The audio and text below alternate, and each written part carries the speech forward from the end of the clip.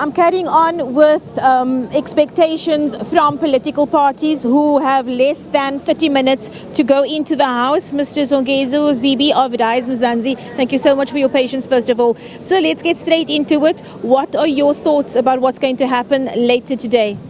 So firstly, whatever happens, the finance minister will table the budget before Parliament, so that Parliament can then debate over the next 35 days and then the next 2 months until the budget is finalized. I think what we'll be looking to see is whether the finance minister has responded to the call not to have a 2% VAT increase. But there are also issues that were really important to us, both in Parliament and before. The unemployed doctors, for instance. We want the unemployed doctors and nurses to be hired so that people can get better quality public health services, which they're not getting as issued at the moment. There's the fixing of the railway infrastructure, passenger rail infrastructure, that's really important. Unemployed teachers, for instance, is also really important. In KZN alone, you've got over 15,000 unemployed teachers that should be in the system.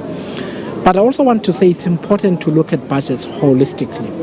The whole budget conversation is focused on the VAT issue, which is really important given the cost of living crisis that we have. But it's important that we look at the full set of proposals, both in terms of where the revenue is going to come from, the social wage, but also whether there is any money that is going to be invested in the economy so that the economy can grow. It is of no use to any of us to take care of the social wage, we also not have taxation, and then we invest nothing in the economy, and then later on we complain about unemployment. We must always balance issues, and that's what I'm hoping to see this afternoon. Sir, we'll catch up with you after the speech. Thank you so much for your time. I am now going to be speaking with Jasmine Petersen of the Patriotic Alliance. You heard Mr. Zibi there speaking about reinvestment into the economy. I know you're very passionate about youth issues. Where would you like to see the money going?